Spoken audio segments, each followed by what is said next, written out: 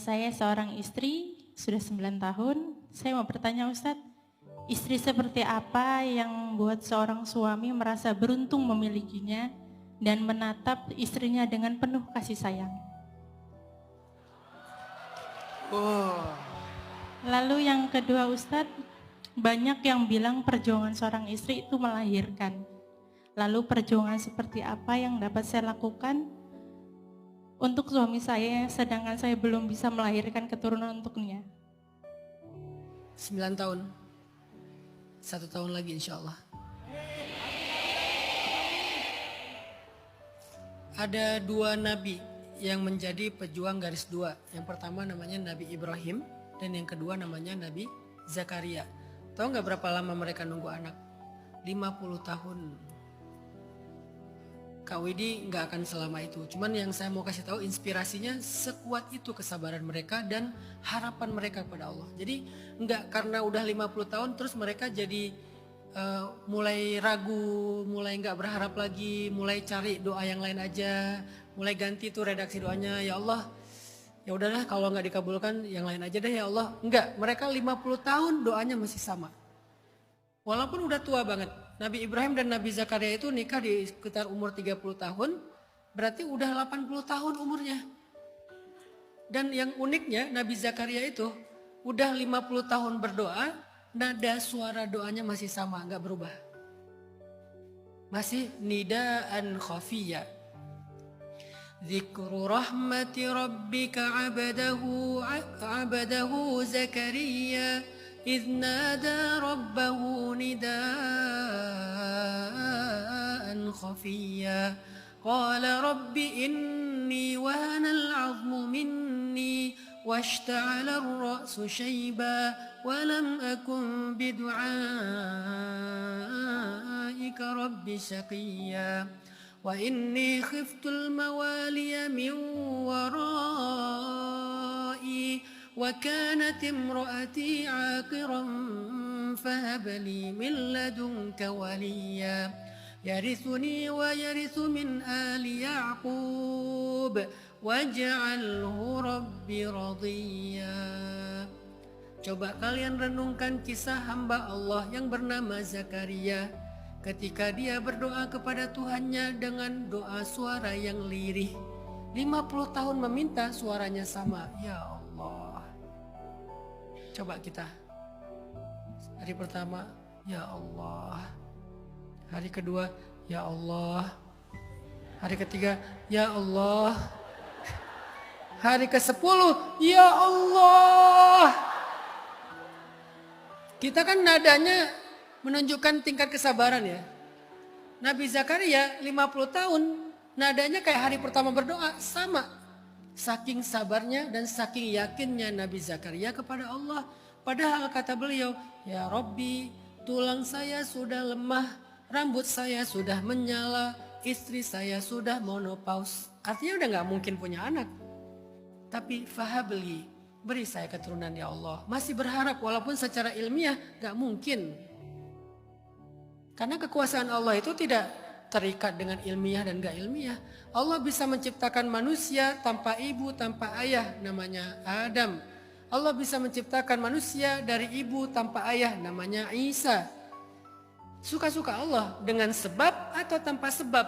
Makanya iman kita gak boleh dibatasi oleh logika manusia. Karena kita berimannya kepada yang tidak pakai logika manusia. Dia ala kulli syai'in qadir, bisa apa aja. Orang yang imannya ajaib akan ngelihat keajaiban. Orang yang imannya logis akan ngelihat hal-hal yang logis. Orang yang imannya ragu, dia tidak akan melihat apa-apa, ketutup sama keraguannya. Makanya Nabi Zakaria minta, di tahun ke-50 akhirnya baru Allah berikan keturunan. Ya Zakaria, inna nubashshiruka bighulam ismuhu Yahya lam naj'al lahu min qablu samiyya. Wahai Zakaria, bergembiralah engkau akan punya anak laki-laki. Kasih dia nama Yahya, nama yang langsung dari Allah. Makanya ketika saya punya anak laki-laki pertama, Yahya. Yahya Ayyash. 3 nama sekaligus. Yahya Nabi Yahya, Ayyash sahabat Nabi Muhammad, Yahya Ayyash pejuang Palestina. Insinyur yang sangat ditakuti sama Israel. Pas Yahya Ayyash kelas 1 SD, saya nganter sekolah dia. Saya tanya ke dia, abang nanti kalau udah gede mau bikin apa? Saya kalau nanya nggak pernah nanya mau jadi apa, mau bikin apa. Abang mau bikin apa nanti kalau udah gede? Aku mau bikin drone bah yang kecilnya sekecil nyamuk. Ah, buat apa drone sekecil nyamuk? Mau aku kirim ke Israel. Padahal saya nggak pernah ngedoktrin apa-apa. Namanya aja Yahya Ayyash. Jadi dia kebawa gitu dengan suasana namanya kan. Sehingga dia senangnya robotik, ikut lomba robotik tingkat Bandung. Kemarin yang ASEAN juga pernah ikut. Jadi senang aja dengan robotik, dengan AI, dengan teknologi. Dia senang kayak gitu. Mungkin karena alpha juga kali ya. Kalau saya kan milenial nih. Alpha kan senangnya teknologi, games kayak gitu-gitu. Sementara milenial senangnya main bola di lapangan, naik ke gunung, masuk ke dalam jurang. Survival lah ibaratnya. Gara-gara nama. Dan nama itu dari Allah. Sehingga nama anak saya nggak ada satupun nama-nama yang tadi dari Google. Semuanya nama tokoh. Kalau saya punya anak laki-laki 25, mungkin namanya Adam, Idris, Nuh, Hud, Soleh, Ibrahim, Lut, Ismail. Bangga dengan nama-nama itu ya. Ternyata setelah 50 tahun Nabi Zakaria bersabar dan doanya masih sama gak berubah. Akhirnya Allah beri keajaiban Yahya.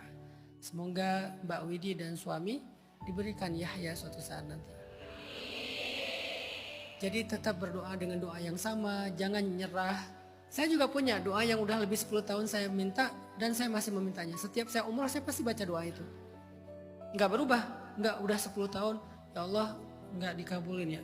Ya udahlah, gak, tetap. Karena Allah sendiri berjanji pasti mengabulkan. Kalau gak dikabulkan dengan cara yang persis kita minta, diberikan yang lebih baik. Kalau nggak lebih baik, dihindarkan dari keburukan yang sama dengan yang kita minta. Kalau nggak diberikan sekarang, diberikan nanti. Kalau nggak diberikan nanti, diberikannya di akhirat. Pasti dikabulkan. Jadi apa ruginya meminta yang baik-baik sama Allah? Karena udah pasti dikasih. Enaknya kita jadi hamba Allah tuh kayak gitu. Butuh apa aja minta. Sampai Nabi bilang, mintalah kepada Allah walaupun cuman garam. Kenapa? Pasti dikasih, enak banget. Jadi saya tuh senang banget berdoa. Doa itu adalah ibadah terbaik tuh. Udahlah minta, ibadah pula nilainya. Harusnya kan minta nggak ada nilai apa-apa kan. Ini minta aja jadi ibadah. Jadi kita makin banyak berdoa itu makin banyak beribadah. Jangan pakai filsafat, aduh nggak enak banyak minta, mending beribadah aja. Ya minta itu ibadah. Nggak mau minta itu sombong kalau ke Allah. Kalau ke manusia jangan minta-minta. Kalau kepada Allah minta-minta yang banyak. Dan yakinlah pasti dikabulkan. Kemudian apa yang bisa dilakukan istri kepada suami untuk menjadi istri yang soleha? Banyak sih, begitu juga suami banyak lah. Tapi mungkin kalau boleh curhat versi suami nih ya. Ini versi kita semoga sama ya. Laki-laki itu senang banget untuk dihargai. Dan itu energinya gede banget kalau kalian bisa menghargai. Sesekali bilang, makasih ya udah berjuang untuk kami. Makasih ya udah cari nafkah halal buat aku. Kalau udah punya anak buat aku dan anak-anak, makasih ya udah jadi pahlawan buat kami. Itu buat laki-laki itu kalian minta dunia semuanya dikasih. Dan titik tersensitifnya laki-laki itu adalah nggak dihargai. Udah berjuang dianggap biasa aja. Oh emang udah kewajiban kamu. Udah. Hancur tuh laki-laki itu. Jadi kalau kalian bisa menghargai mereka dan itu kan murah kan, nggak butuh modal kan. Cuman yang beratnya ego kan. Ngomong kayak gitu butuh modal apa coba? Nggak ada modal, tinggal kalian ngomong dengan tulus mengatakan makasih ya udah jadi pahlawan buat kami. Itu laki-laki itu jadi Superman tuh. Besok belum subuh dia udah keluar rumah. Saking semangatnya. Laki-laki itu cuma butuh itu doang, penghargaan. Kan dia nggak butuh duit untuk dihargai dengan uang. Kalian kasih hadiah ulang tahun buat mereka, oke lah. Tapi nggak ada apa-apanya dibandingkan penghargaan tadi. Jadi pas mereka ulang tahun kan kasih kejutan. Bukan gitu gaya laki-laki. Kecuali kasih kejutannya kunci mobil, oke lah ya. Kalau kejutannya kejutan apa